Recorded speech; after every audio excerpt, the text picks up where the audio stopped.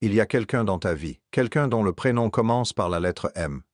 Et Dieu, en ce moment précis, essaie de t'avertir à son sujet, pas demain, pas dans un mois, maintenant, en ce moment précis où tu regardes ces mots. En ce moment précis où quelque chose au fond de toi a cliqué sur cette vidéo sans vraiment savoir pourquoi. Dieu t'attendait ici. Si tu regardes cette vidéo, ce n'est pas un hasard. Tu as été guidé ici. Quelque chose t'a poussé à cliquer. Une intuition, un signe, ou peut-être une douleur que tu n'arrives plus à ignorer. Et cette douleur a un visage. Ce visage commence par monsieur. Ce visage occupe tes pensées au réveil. Ce visage apparaît dans tes rêves. Ce visage te trouble d'une façon que tu n'arrives pas encore à mettre totalement en mots. Tu fais partie de ces âmes qui voient au-delà du visible. Tu as toujours su, depuis l'enfance, que tu étais différent. Les autres ne comprenaient pas pourquoi tu ressentais les choses aussi profondément, pourquoi certains regards te traversaient comme des rayons de lumière ou comme des lames, pourquoi certaines présences te vidaient de ton énergie ou t'élevaient vers les cieux. Tu es un chosen one, un élu, et les élus sont soumis à des épreuves que les autres n'ont pas à traverser.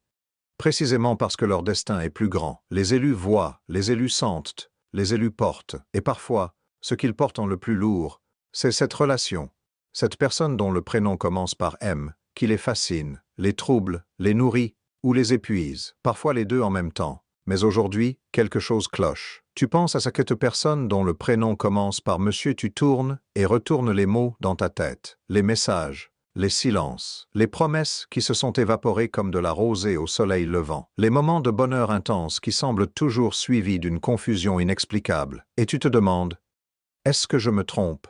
Est-ce que c'est moi le problème? Est-ce que Dieu m'a oublié dans cette situation? Est-ce que j'ai fait une erreur en m'attachant à cette personne? Non, Dieu ne t'a pas oublié, il t'envoie un avertissement.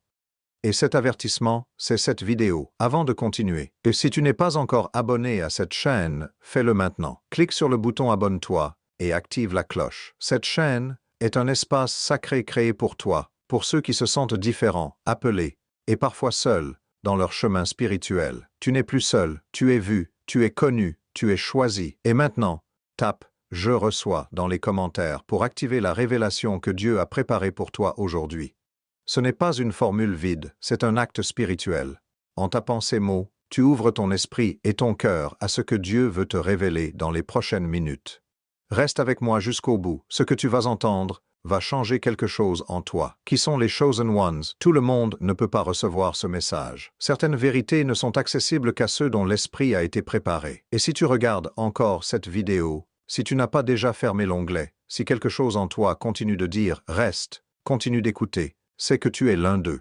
Tu es un chosen one. Depuis la nuit des temps, Dieu a mis à part certaines âmes pour une mission particulière. Ces âmes ne se définissent pas par leur richesse, leur beauté ou leur popularité. Elles ne sont pas nécessairement les plus instruites ni les plus reconnues dans leur communauté. Parfois, elles sont même les plus seules, les plus incomprises, les plus meurtries. Elles se définissent par quelque chose d'invisible mais de puissant. Une sensibilité spirituelle hors du commun. Une capacité à ressentir ce que les autres ne voient pas, et une relation profonde, parfois douloureuse, avec la vérité. Les Chosen Ones ont certaines caractéristiques communes que tu reconnaîtras immédiatement. Ferme les yeux une seconde et dis-moi si ces mots résonnent en toi. Tu as toujours eu l'impression de ne pas appartenir totalement à ton environnement. Pas parce que tu es supérieur aux autres, mais parce que tu portes quelque chose que la plupart des gens ne comprennent pas encore. Dès l'enfance, tu avais ce sentiment d'être en visite ici, comme si ta vraie maison était ailleurs, comme si tu attendais quelque chose de plus grand sans pouvoir le nommer. Tu as grandi avec cette sensation étrange que ta vie avait un but plus grand, même dans les moments où tout semblait s'effondrer, même dans les creux, même quand tout semblait aller de travers. Une petite voix persistait. Il y a plus, ne renonce pas. Tu es profondément empathique. Les émotions des autres t'affectent directement, parfois même physiquement. Être dans certaines foules te fatigue, parce que tu absorbes les énergies qui t'entourent. Tu peux entrer dans une pièce et sentir instantanément si quelque chose va ou ne va pas. Bien avant que quiconque n'ait prononcé un seul mot. Tu as traversé des épreuves qui auraient brisé n'importe qui d'autre. Des trahisons, des abandons, des deuils, des pertes que tu n'avais pas vues venir. Et pourtant, tu es encore debout. Pas indemne, mais debout. Pas sans cicatrice, mais toujours en mouvement. Et c'est là la marque des élus. Ils se relèvent. Toujours, encore, et encore. Mais voici ce que personne ne te dit sur les Chosen Ones. leur plus grande bataille n'est pas contre des ennemis visibles. Elle n'est pas contre des adversaires déclarés ou des opposants évidents. Leur plus grande bataille est contre des personnes que Dieu leur a permis de croiser pour les éprouver. Des personnes qui arrivent dans leur vie sous des apparences lumineuses, qui semblent vouloir leur bien, qui savent exactement quoi dire pour toucher leur cœur, mais qui en réalité sont là pour tester la solidité de leur foi, leur capacité à entendre la voix de Dieu plutôt que les murmures de leur cœur blessé. Ces personnes ont souvent quelque chose en commun, quelque chose de symbolique, quelque chose que Dieu utilise comme signal, une initiale. Et aujourd'hui, cette initiale, que écrit celui 777 dans les commentaires maintenant. Le 7 est le chiffre divin de la complétude. 3 fois 7, c'est la trinité de la bénédiction. En écrivant ce nombre, tu ouvres ton esprit à la révélation qui va suivre. Tu actives quelque chose, et Dieu honore ces petits actes de foi. Tu es un chosen one. Ce n'est pas une flatterie, ce n'est pas une manière de te faire sentir bien pendant 1 heure. C'est une responsabilité, et la première responsabilité des élus, c'est d'apprendre à discerner. Discerner les voix, discerner les intentions, discerner quand Dieu essaie de te parler à travers les événements de ta vie, à travers les schémas qui se répètent, à travers cette vidéo qui est tombée sur ton fil d'actualité aujourd'hui. Ce que tu vas découvrir dans cette vidéo va transformer ta manière de voir cette personne dont le prénom commence par Monsieur. Garde les yeux ouverts. Garde ton cœur ouvert. Mais garde aussi tes oreilles tournées vers Dieu, parce que ce qu'il veut te dire est plus important que tout ce que tu pourrais entendre d'une autre source. Les Chosen Ones ne sont pas choisis parce qu'ils sont parfaits, ils sont choisis parce qu'ils ont accepté de faire le travail que les autres refusent de faire. Se regarder en face, entendre la vérité même quand elle fait mal, et choisir Dieu encore et encore, même au prix de leur confort, même au prix de ce qu'ils désirent le plus. Est-ce que ça te parle? Est-ce que tu te reconnais dans ces mots? Alors cette vidéo est pour toi. Continue à regarder. La révélation n'a pas encore commencé dans toute sa profondeur. Le signe de la lettre M. Pourquoi la lettre M? Pourquoi pas une autre? Ce n'est pas arbitraire. Dans la tradition spirituelle millénaire, les lettres ont une vibration, une énergie propre. Et la lettre M porte en elle une dualité fascinante et dangereuse à la fois.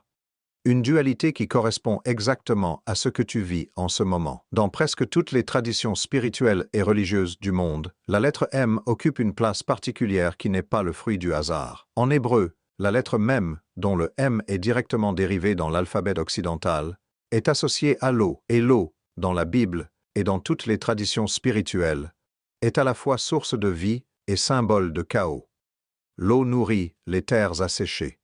L'eau étanche la soif du voyageur. L'eau guérit et purifie.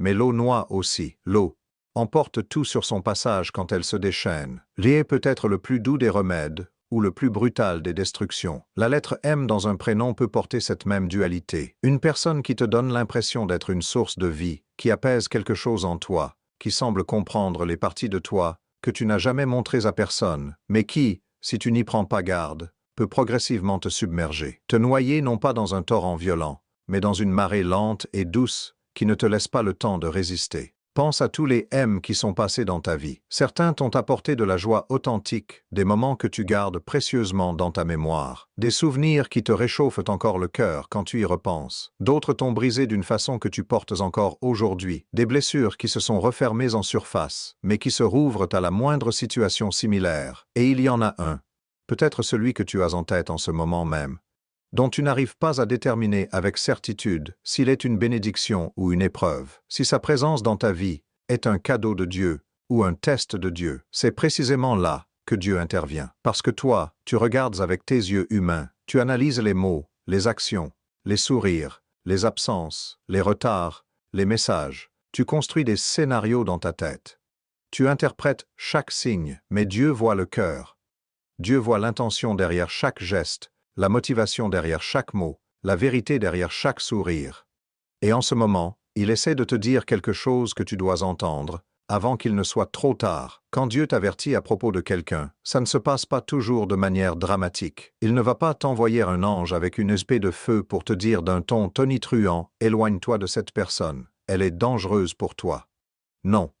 Dieu ne fonctionne pas toujours ainsi. Il parle dans le doux bruit du vent, dans ce malaise persistant que tu ressens après certaines interactions, dans cette fatigue inexpliquée qui suit les rencontres avec certaines personnes, dans cette petite voix intérieure que tu as peut-être appris à ignorer parce qu'elle te dérangeait, parce qu'elle t'invitait à voir quelque chose que tu n'avais pas envie de voir. Les élus ont une sensibilité particulière à cette voix. Ils la reconnaissent, mais ils apprennent aussi parfois à la faire taire, parce qu'elle remet en question quelque chose qu'ils désirent profondément. Et c'est là la tragédie.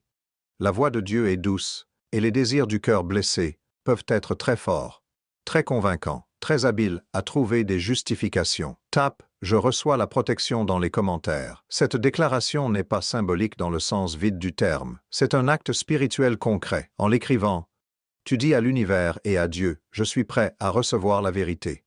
Je suis prêt à être protégé. Je suis prêt à voir clairement, même si la clarté me coûte quelque chose. » C'est le type de courage spirituel que Dieu attend de ses élus. Il existe dans la tradition biblique ce que les théologiens appellent les avertissements préventifs. Ces moments précieux où Dieu, dans sa grâce infinie et son amour sans condition, choisit de prévenir ses enfants avant qu'il ne soit trop tard, avant que les dommages soient irréparables, avant que le cœur soit trop brisé pour se relever rapidement, avant que le chemin soit trop dévié de la mission divine. Pense à Joseph, averti en songe de fuir en Égypte avec Marie et l'enfant Jésus. Pense à Noé, averti de construire l'arche bien avant que les premières gouttes de pluie ne tombent. Pense à tous ces moments dans les Écritures où Dieu dit à ses élus « Écoute-moi, pas les bruits du monde, pas la voix de tes désirs, pas les arguments de ta raison. Écoute-moi, tu es en ce moment dans l'un de ces moments sacrés.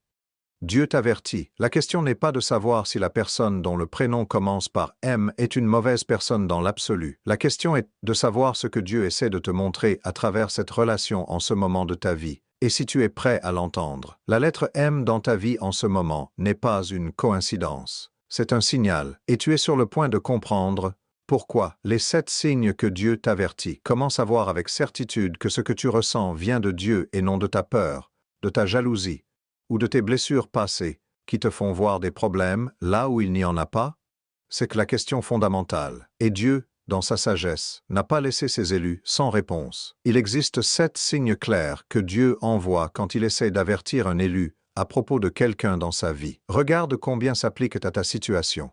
Et sois honnête avec toi-même, pas avec moi, avec toi. Le discernement spirituel ne s'improvise pas. C'est une faculté que Dieu développe en nous progressivement, au fil des épreuves traversées, au fil de la prière approfondie, au fil des fois où nous avons choisi de lui faire confiance, même quand nous ne comprenions pas tout. Mais il existe des signaux universels, reconnaissables par tous les élus, quelle que soit leur tradition ou leur niveau de maturité spirituelle, que Dieu utilise pour communiquer son avertissement. Ces signaux ne viennent pas de la peur. Ils viennent de l'esprit. Premier signe que Dieu t'avertit. La paix a disparu avant cette personne aime, ou depuis que cette personne est entrée dans ta vie à un niveau plus profond, plus intime, plus engagé. Ta paix intérieure a diminué de manière significative, pas simplement une légère anxiété passagère que chacun connaît, une paix fondamentale qui était là avant et qui semble maintenant absente ou difficile à retrouver. Tu te réveilles parfois avec une anxiété diffuse que tu ne sais pas nommer. Tu pries, mais quelque chose semble bloquer tes prières, les alourdir, les rendre moins fluides qu'avant. C'est le premier et peut-être le plus important signal que quelque chose dans cette relation ne correspond pas à la volonté de Dieu pour ta vie. Deuxième signe. Tu justifies constamment. Les Chosen One ont tendance à être extrêmement généreux dans leur interprétation des comportements des autres. Ils donnent facilement le bénéfice du doute. C'est une qualité magnifique et un défi en même temps. Mais quand tu te surprends à justifier les comportements de cette personne aime devant toi-même ou devant tes proches de manière répétée, quand les mêmes excuses reviennent semaine après semaine pour les mêmes types de comportements, c'est Dieu qui te montre que quelque chose dans cette relation ne correspond pas à sa vérité pour toi. Les fruits sains d'une relation n'ont pas besoin d'être justifiés en permanence. Troisième signe. Les rêves troublants. Dieu parle souvent à ses élus, à travers les songes. Dans la Bible, Joseph fils de Jacob, Daniel, le roi Salomon, les mages venus d'Orient. Tous ont reçu des messages divins importants pendant leur sommeil. As-tu eu des rêves perturbants liés à cette personne aime? Des rêves où tu te sens perdu dans un lieu inconnu, piégé dans une situation dont tu ne peux pas sortir. en danger d'une façon ou d'une autre, ne les écarte pas automatiquement comme de simples manifestations de ton subconscient stressé. Demande plutôt leur signification à Dieu dans la prière, et remarque si un même thème revient. Quatrième signe, les témoignages extérieurs répétés. Dieu envoie parfois ses messagers sous des formes inattendues et parfois déconcertantes. Un ami que tu n'avais pas vu depuis longtemps, qui te dit spontanément « Je ne sais pas pourquoi, mais quelque chose m'inquiète dans ce que tu me décris de cette relation ». Une vidéo qui tombe de nulle part sur ton fil d'actualité et qui parle exactement de ta situation avec une précision troublante, un sermon qui semble avoir été écrit pour toi. Ces coïncidences répétées ne sont pas des coïncidences. Ce sont des confirmations. Cinquième signe. Ton appétit spirituel diminue. C'est peut-être l'un des signes les plus révélateurs et les moins remarqués. Quand une relation ou une personne nous éloigne progressivement de Dieu, on le sent d'abord dans notre pratique spirituelle avant même de le percevoir consciemment. La prière devient laborieuse, ennuyeuse, où on trouve constamment des raisons de la remettre à plus tard. Lire la Bible, les textes sacrés ou regarder des contenus spirituels ne nous nourrit plus comme avant. On se sent étrangement loin de Dieu sans vraiment pouvoir identifier pourquoi. C'est souvent, pas toujours mais souvent, un signe que quelque chose ou quelqu'un dans notre vie absorbe une énergie spirituelle que nous devrions utiliser autrement. Sixième signe, une voix intérieure persistante et stable. Il est important de distinguer cette voix de la peur ou du trauma passé. La voix de la peur est agitée, urgente, irrationnelle. Elle amplifie tout et catastrophise. La voix du Dieu est différente. Calme, stable, sans urgence excessive, qui revient encore et encore non pas pour te terrifier mais pour t'informer. Elle dit simplement, doucement, comme quelqu'un qui veut vraiment ton bien. Fais attention, écoute, regarde, cette voix ne crie jamais. Elle murmure. Et elle est toujours présente, surtout dans les moments de silence, surtout quand tu t'accordes enfin le calme nécessaire pour l'entendre. Septième signe. La dissonance persistante entre les mots et les actes. Cette personne dont le prénom commence par M, est-ce que ce qu'elle dit et ce qu'elle fait correspondent de manière cohérente et régulière? Les élus sont souvent tellement blessés par le passé, tellement assoiffés d'amour et de connexion authentique, qu'ils s'accrochent aux belles paroles parce que les actes sont parfois trop douloureux à regarder en face. Mais Dieu dit dans sa parole, vous les reconnaîtrez à leurs fruits, pas à leurs promesses, pas à leurs intentions déclarées, à leurs fruits. Regarde les fruits de cette présence dans ta vie. Écris 777 protections dans les commentaires si tu reconnais au moins 3 de ces 7 signes dans ta situation avec cette personne M. Cette démarche est une prière en acte. Tu dis à Dieu par ce geste simple, je t'entends, je suis prêt à voir. Je suis prêt à recevoir ta protection. Ces 7 signes ne sont pas là pour te faire fuir en panique de chaque relation difficile, ou pour te rendre méfiant envers chaque personne dont le prénom commence par la lettre M. Ils sont là pour t'aider à discerner avec précision ce qui se passe dans une situation particulière, à un moment particulier, avec une personne particulière. Parfois, Dieu avertit pour dire clairement « éloigne-toi ». Cette relation n'est pas pour toi. Parfois, il avertit pour dire « prie plus fort pour cette personne ». Parfois, il avertit pour dire « tu dois d'abord guérir certaines parties de toi-même ». Avant de pouvoir continuer dans cette relation de manière saine. La suite de cette vidéo va t'aider à comprendre quel type d'avertissement Dieu envoie dans ta vie en ce moment spécifique, ce que la personne M représente vraiment. Et si la personne M dans ta vie n'était pas simplement une personne qui te fait du bien ou du mal. Et si elle était un miroir que Dieu avait soigneusement placé devant toi, et si Dieu l'avait mise là précisément pour te montrer quelque chose que tu refusais de voir en toi-même, quelque chose que tu ne pourrais voir nulle part ailleurs aussi clairement. Dans la théologie du chemin spirituel et dans de nombreuses traditions de sagesse, il existe un concept à la fois simple et profondément dérangeant. Les âmes miroirs. Ce sont des personnes que Dieu envoie dans notre vie non pour y rester éternellement, non pour combler tous nos besoins, mais pour nous confronter avec précision à nos blessures non guéries, à nos schémas répétitifs qui nous empêchent d'avancer, à nos zones d'ombre que nous n'avons pas encore osé regarder en face. Ces rencontres sont intensément intenses, souvent douloureuses dans leur honnêteté, et toujours transformatrices pour ceux qui ont le courage de ne pas fuir ce qu'elles révèlent. Les âmes miroirs arrivent souvent dans des moments de transition de notre vie, quand Dieu est en train de nous faire passer d'un niveau à un autre dans notre croissance spirituelle, quand une ancienne version de nous-mêmes doit mourir pour qu'une nouvelle puisse naître. Et ces transitions ne sont jamais confortables. elles s'accompagnent toujours d'une rencontre, d'une relation, d'une personne qui pousse sur les boutons exactement là où ça fait mal. Pense à la manière dont cette personne aime te fait réagir, pas seulement ce que tu aimes en elle, ce qui t'attire vers elle, ce qui te fait croire qu'elle est bonne pour toi. Pense aussi à tes réactions les plus fortes, les plus intenses, les plus irrationnelles. Est-ce qu'elles déclenchent en toi des réactions que tu ne comprends pas toujours, qui te surprennent par leur intensité, qui ne semblent pas proportionnées à ce qui s'est réellement passé? Est-ce qu'elle réveille une blessure ancienne, une peur profonde d'être abandonné encore une fois, une peur de ne jamais être suffisant, une peur d'être trahi par quelqu'un à qui tu avais décidé de faire confiance? Ces réactions ne viennent pas de nulle part. Elles viennent d'une plaie que tu portes depuis longtemps, peut-être depuis l'enfance, peut-être depuis une relation passée qui t'a marqué, et que cette personne aime, parfois sans même en avoir conscience, appuie dessus à chaque interaction. Elle n'appuie peut-être pas avec malveillance, mais l'effet est le même, la douleur remonte. Et la question est-ce que tu vas encore fuir cette douleur, ou est-ce que tu vas enfin la regarder? Voici la vérité difficile que peu de prédicateurs osent dire aux élus. Parfois, Dieu n'avertit pas contre la personne aime elle-même. Il t'avertit contre la version de toi-même que tu deviens quand tu es avec elle, sans être ancré dans ta vérité divine. Il te prévient que si tu continues sur ce chemin sans d'abord guérir les blessures que cette relation révèle, tu vas progressivement te perdre, pas à cause d'elle. À cause de tes propres blessures non traitées qui prennent le contrôle de tes décisions et de tes réactions. Les Chosen One ont souvent un schéma inconscient commun. Ils attirent des personnes qui ont besoin d'être sauvées, ce qui satisfait leur désir profond d'être utiles et aimés pour leur lumière. Ou ils attirent des personnes qui ont le pouvoir de les faire briller, ou de les éteindre, selon que les élus sont ou non ancrés dans leur identité divine. Pourquoi? Parce que leur lumière est immense, et une grande lumière attire autant les âmes sincèrement en recherche que les présences qui cherchent inconsciemment à la diminuer. Prends un moment, maintenant, dans le calme. Pose tes mains sur ta poitrine, là où ton cœur bat, et dis à voix haute, ou dans l'intimité de ton cœur: Dieu, montre-moi la vérité à propos de cette situation, pas ce que je veux voir, pas ce que j'ai peur de voir, la vérité complète. Puis tape dans les commentaires « vérité et lumière ». C'est une invitation à la révélation, un acte de courage spirituel. La personne aime dans ta vie est peut-être une bénédiction déguisée en épreuve.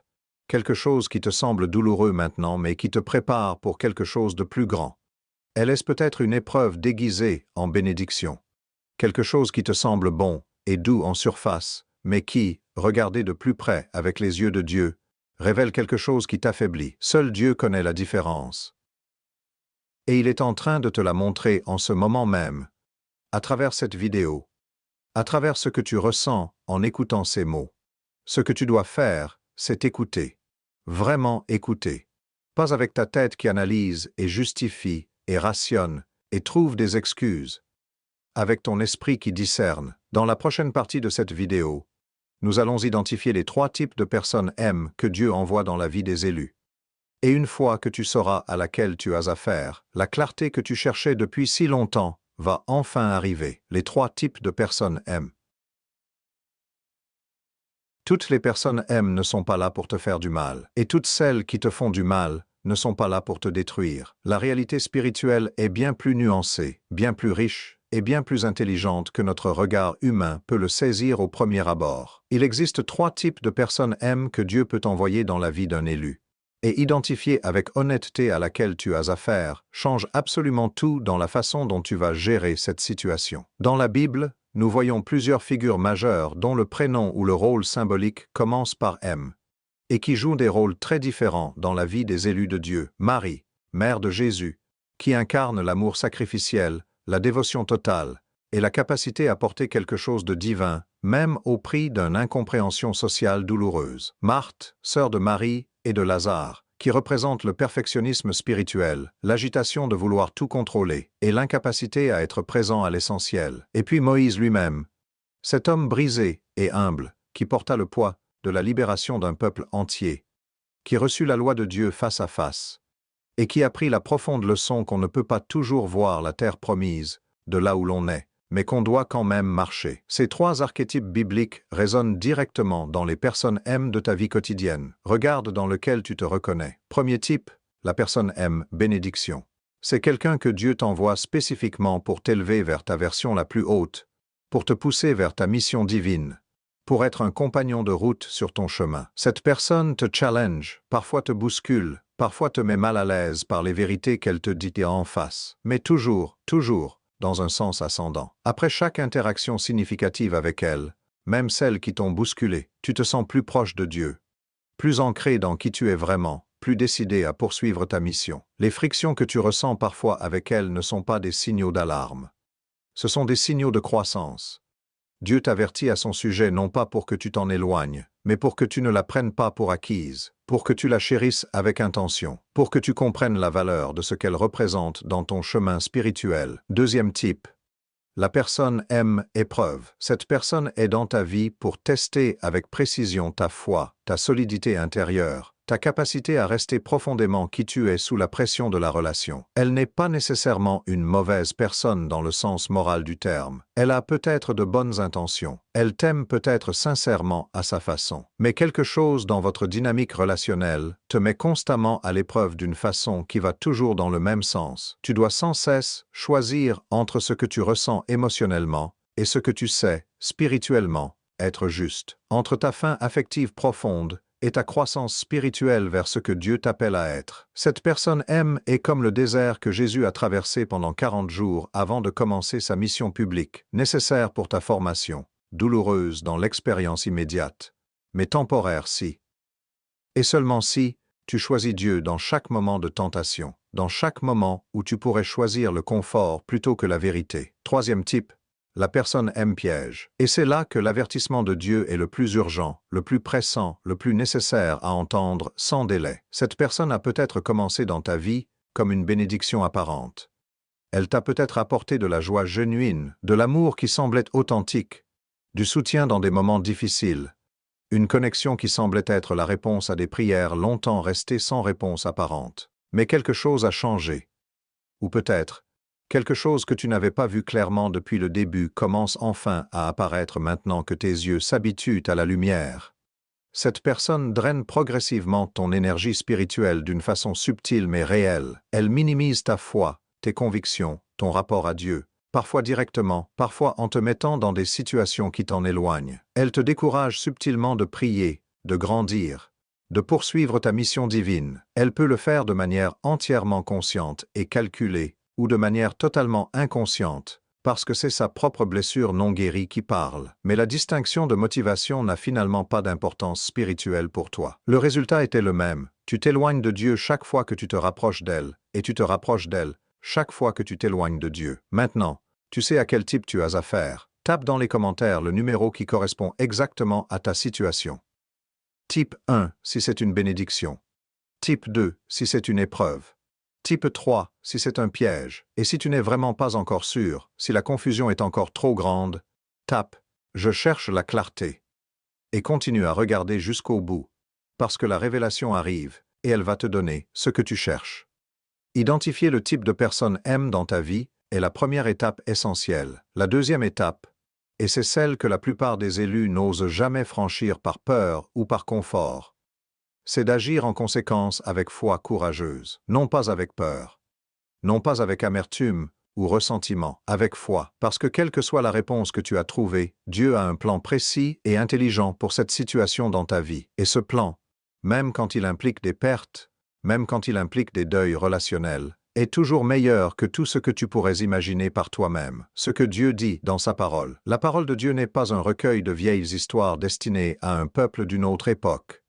C'est un manuel de navigation vivant et actuel pour les temps dans lesquels tu vis. Et sur le sujet des relations, des avertissements divins et des personnes que Dieu met sur le chemin de ses élus, elle est d'une précision qui dépasse ce qu'aucune psychologie humaine ne pourrait offrir seule. Tout au long des Écritures, de la Genèse à l'Apocalypse, nous voyons un Dieu qui se préoccupe profondément des relations de ses enfants, pas parce qu'il est un Dieu possessif ou jaloux au sens humain du terme, mais parce qu'il sait, avec la connaissance infinie qui est la sienne, que les relations que nous choisissons et celles que nous tolérons façonnent qui nous devenons, influencent notre capacité à accomplir notre mission, et soit nous rapprochent de lui, soit nous en éloignent progressivement. L'Écriture est remplie d'avertissements divins concernant les relations que nous entretenons, non pas parce que Dieu veut que nous vivions dans une méfiance permanente qui empoisonnerait chaque connexion humaine, Mais parce qu'il sait que le cœur humain est complexe, et souvent aveugle à ses propres blessures, que les traumatismes passés nous font parfois reproduire des schémas destructeurs en croyant sincèrement qu'ils vont nous apporter ce que nous cherchons, et que les élus ont besoin d'une boussole extérieure à leurs émotions pour naviguer avec sagesse dans les eaux parfois troubles des relations humaines intenses.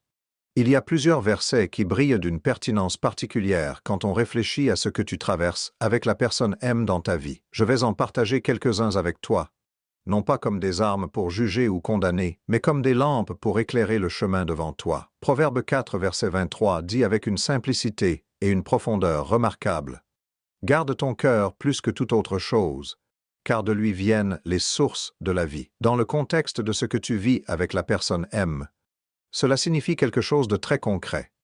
Ton cœur est précieux.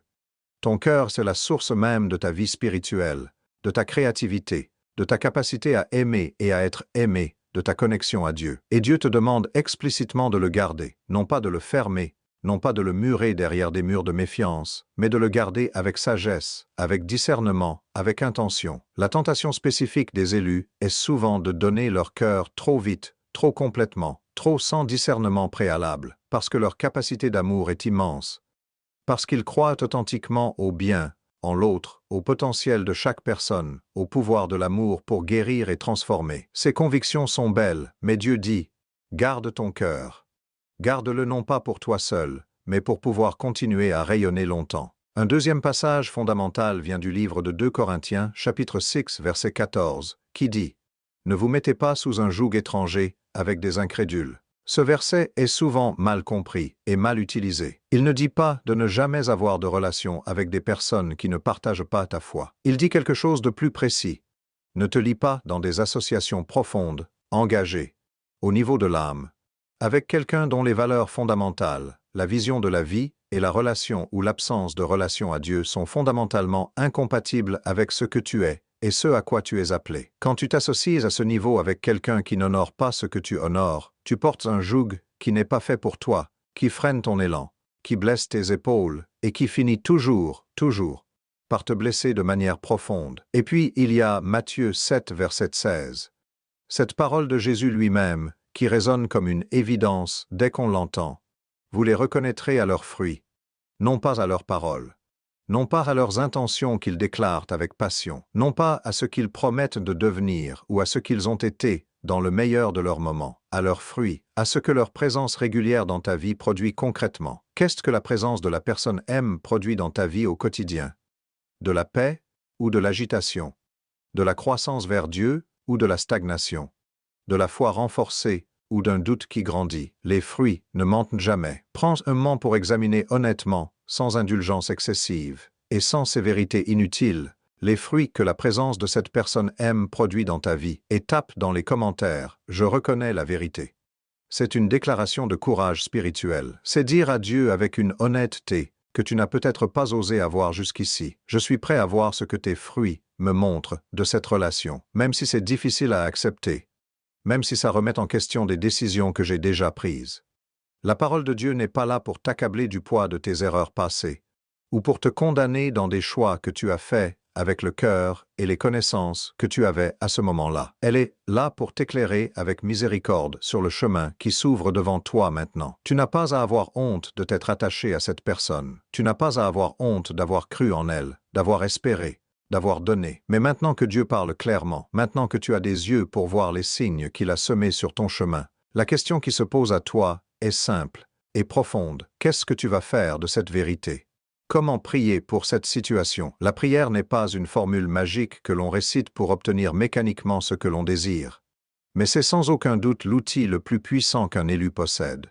Plus puissant que l'intelligence, plus puissant que la volonté, plus puissant que toute stratégie humaine. Et il existe une manière de prier spécifiquement pour une situation comme la tienne, une manière particulière qui ouvre les portes du ciel et invite Dieu à intervenir non pas selon notre plan, mais selon sa volonté parfaite. Beaucoup d'élus prient. Ils prient souvent, ils prient avec ferveur, mais beaucoup prient dans la douleur, dans la confusion, dans la demande répétée de la même chose. Ils disent à Dieu ce qu'ils veulent que la situation devienne, comment ils voudraient qu'il agisse, quels résultats ils espèrent. Et Dieu entend toutes ces prières, chacune d'elles. Il ne juge pas ces prières imparfaites. Mais il existe un niveau supérieur de prière. Une prière de lâcher prise, une prière de discernement sincère, une prière d'abandon total, qui invite Dieu non pas à exaucer ta demande spécifique, mais à te révéler sa volonté, même quand sa volonté diffère de ce que tu désirais. Et c'est cette prière-là la plus difficile à faire parce qu'elle demande le plus grand courage, qui change vraiment les situations dans leur profondeur. Voici la vérité que peu de prédicateurs osent dire clairement à leur communauté. Parfois, nous prions pour que Dieu change la personne, mais nous prions pour qu'il la guérisse de ses blessures, pour qu'il la ramène vers nous, pour qu'il la transforme en la personne que nous voulons qu'elle soit, que nous avons besoin qu'elle soit. Et il n'y a rien de mal dans cette prière. Dieu comprend ce désir. Mais si tu as prié ainsi pendant des mois, des années, et que les mêmes schémas douloureux se répètent encore et encore, si tu souffres toujours de la même façon pour les mêmes raisons avec la même personne, peut-être que Dieu t'invite à changer non pas la personne, mais ta prière elle-même. Non pas à abandonner la personne M comme si elle n'avait aucune valeur, mais à demander quelque chose de radicalement différent et de beaucoup plus courageux. Dieu, montre-moi ta volonté parfaite dans cette relation. Pas ce que je veux, pas ce que je crois savoir, ta volonté. Cette prière est difficile parce qu'elle est honnête, elle est puissante parce qu'elle est humble, et elle est transformatrice parce qu'elle remet Dieu là où il appartient, au centre. Je vais guider une prière maintenant. Tu peux la réciter à voix haute dans l'espace où tu es. Tu peux la murmurer. Tu peux simplement la lire en silence, avec tout ton cœur. Et après, tape « Amen » dans les commentaires pour unir ta voix à celle de toute la communauté des élus qui regardent cette vidéo en ce moment même. Au Burundi, en France, en Belgique, au Canada, en Côte d'Ivoire, partout dans le monde où des élus comme toi ont été guidés vers cette révélation. Votre prière collective a un pouvoir que vous n'imaginez pas encore. La prière. Père céleste, créateur de toutes choses, je viens devant toi en ce moment avec un cœur ouvert et une humilité sincère. Tu sais tout de cette personne dont le prénom commence par monsieur. Tu connais son histoire, ses blessures, ses intentions profondes, les raisons pour lesquelles elle est entrée dans ma vie. Tu sais ce qu'elle porte. Et tu sais ce qu'elle représente dans ma vie en ce moment. Je te demande, Seigneur, de me donner les yeux pour voir ce que toi tu vois, de me donner la sagesse pour entendre ton avertissement clairement plutôt que la confusion de mes émotions. Protège mon cœur. Garde mon esprit. Éclaire mon chemin. Et si cette personne est une bénédiction que tu m'as envoyée pour m'élever, donne-moi la grâce de la chérir correctement et de ne pas la gaspiller. Si c'est une épreuve nécessaire à ma formation, donne-moi la force de traverser cette période difficile avec ma foi intacte et même renforcée. Si c'est un piège qui m'éloigne de toi et de ma mission, donne-moi le courage de m'en éloigner avec amour, sans amertume et sans rancune. Non pas ma volonté, mais la tienne, toujours. Amen. Cette prière, si tu la fais avec un cœur sincère, sans arrière-pensée, sans manipulation spirituelle, sans essayer d'obtenir la réponse que tu veux déjà, va ouvrir quelque chose en toi d'une façon que tu vas remarquer dans les jours qui viennent. Pas forcément immédiatement, pas forcément de manière spectaculaire ou dramatique, mais quelque chose va se déplacer dans ta vie spirituelle. Une clarté va commencer à émerger doucement comme l'aube après une nuit difficile, et Dieu, qui est fidèle à ses promesses depuis la nuit des temps, va te répondre dans les jours et semaines qui viennent. À travers des situations qui vont s'organiser d'une façon surprenante, à travers des conversations qui vont tomber au bon moment, à travers des révélations intérieures qui vont surgir dans tes moments de silence. La prière n'est pas le dernier recours des élus quand tout le reste a échoué. Elle est leur premier outil, leur réponse naturelle et immédiate à chaque situation, leur acte de foi fondamental. Et si tu n'es pas encore dans cet espace spirituel où la prière est ta première réaction plutôt que ta dernière, cette situation précise avec la personne M est peut-être exactement l'invitation de Dieu à t'y amener. Tape Amen si tu as prié avec moi. Ta prochaine étape concrète, la révélation sans action, n'est que du divertissement spirituel sophistiqué. Et Dieu ne t'a pas amené jusqu'ici. Il n'a pas guidé ta main pour cliquer sur cette vidéo. Il n'a pas orchestré cette rencontre entre ton besoin de clarté et cette révélation, pour que tu te sentes mieux pendant quelques heures puis que tu retournes exactement là où tu étais hier, avec les mêmes schémas, les mêmes confusions, la même paralysie. Il t'a amené ici parce qu'il veut que quelque chose change concrètement dans ta vie. Et pour que ça change réellement, tu dois agir. Les élus ont souvent un défi particulier et récurrent qui revient comme un fil rouge dans leur vie spirituelle. Ils comprennent profondément, ils voient avec acuité, ils ressentent avec précision, Ils discernent avec une finesse que les autres n'ont pas encore développée. Mais ils restent parfois paralysés dans l'espace entre la compréhension intellectuelle et spirituelle d'une situation et le passage à l'action concrète. Parce qu'agir, ça fait peur. Parce que poser une limite dans une relation peut signifier perdre quelqu'un que tu aimes ou dont tu as besoin. Parce que dire une vérité difficile et incommode peut transformer une relation pour toujours, et pas nécessairement dans le sens que tu espères. Et les élus, dans leur amour profond, sincère et parfois inconditionnellement généreux pour les autres, préfèrent parfois souffrir en silence, plutôt que de perturber ce qu'ils espèrent être une paix partagée. Mais Dieu ne t'a pas choisi pour que tu souffres en silence jusqu'à l'épuisement total. Il t'a choisi pour que tu sois libre. Profondément, authentiquement, durablement libre. Et la liberté a un prix qui ne peut pas être évité indéfiniment. L'obéissance courageuse à sa voix, même, et surtout quand cette voix te demande de faire quelque chose qui te fait peur, qui te coûte quelque chose, qui te demande de lâcher quelque chose que tu tiens fort. Voici les 3 prochaines étapes concrètes et pratiques que Dieu t'invite à faire cette semaine. Pas ce mois-ci, quand tu seras plus prêt. Pas dans quelques semaines quand la situation aura peut-être évolué d'elle-même. Cette semaine, dans les 7 prochains jours. Première étape concrète. Consacre 1 heure de prière silencieuse, seule dans un espace tranquille, dédié uniquement à cette situation avec la personne monsieur. Éteins tous tes appareils ou mets-les en mode avion. Pas de podcast inspirant en fond sonore. Pas de musique, même spirituelle. Pas de vidéo. Juste toi, la présence de Dieu. Et cette question formulée avec toute l'honnêteté dont tu es capable. Dieu, que veux-tu que je fasse dans cette situation? Prends une feuille de papier et un crayon à portée de main. Écris ce qui vient, sans filtrer, sans censurer, sans juger ce qui surgit. Laisse Dieu parler à travers ta plume, dans la liberté totale du silence. Deuxième étape concrète. Mène une conversation honnête avec toi-même d'abord, avant toute autre conversation. Pose-toi la question précise que tu évites peut-être depuis trop longtemps. Est-ce que cette relation, dans sa forme actuelle, me rapproche ou m'éloigne de Dieu? Est-ce que je suis plus ou moins la personne que Dieu m'a appelée à être depuis que cette personne aime et dans ma vie, à cette intensité et à cette profondeur? Sois rigoureusement honnête avec toi-même. Personne d'autre que toi ne lira ou n'entendra ta réponse. Et si la réponse est « je ne sais pas encore », c'est une réponse valide et honnête. Mais elle t'invite à prolonger la première étape. Troisième étape concrète.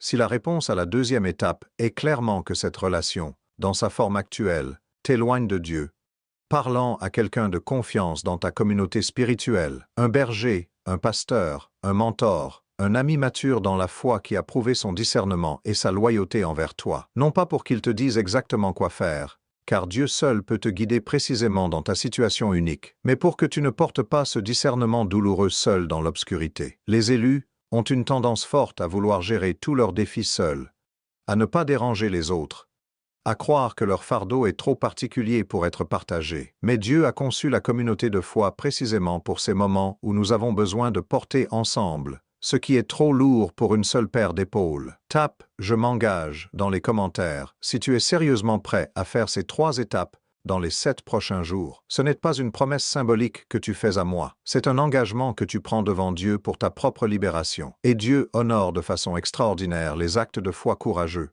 même les plus petits, même ceux qui ne sont pas parfaits. Être un chosen one ne signifie pas que ton chemin sera exempt de douleur, d'incertitude ou d'épreuves relationnelles. Ça signifie que tu as accès à une guidance divine continue, à une présence divine accompagnatrice, à une sagesse surnaturelle que beaucoup n'ont pas encore découverte et dont ils ignorent même l'existence. Ça signifie que même tes douleurs les plus profondes ont un sens dans une histoire plus grande. Même tes erreurs relationnelles font partie d'un processus de formation et d'affinage. Même cette situation avec la personne aime, quelle qu'en soit l'issue finale, est entre les mains d'un Dieu qui te voit avec une précision aimante, qui te connaît dans ta profondeur intime, et qui t'aime d'un amour dont tu ne pourras jamais comprendre entièrement l'étendue dans cette vie terrestre. Tu n'es pas seul dans cette situation, tu n'as jamais été seul. Et à partir d'aujourd'hui, si tu choisis de marcher avec Dieu dans cette situation plutôt que de continuer à la gérer seul avec tes propres forces limitées, quelque chose va changer. Pas forcément dans la personne aime,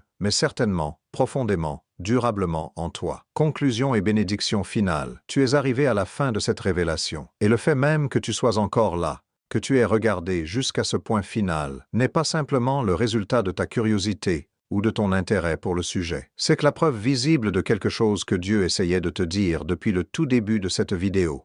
Tu es prêt, tu es enfin prêt pour la prochaine étape de ton chemin avec lui. Au cours de cette révélation, nous avons voyagé ensemble à travers des vérités profondes et souvent inconfortables sur qui sont les Chosen Ones dans l'économie spirituelle de Dieu. Nous avons exploré ensemble pourquoi Dieu t'avertit à propos de cette personne M dans ta vie en ce moment précis. Nous avons appris à identifier le type d'avertissement qu'il envoie. Nous avons écouté ce que sa parole dit sur la protection du cœur et le discernement relationnel. Tu as prié une prière de courage et d'abandon.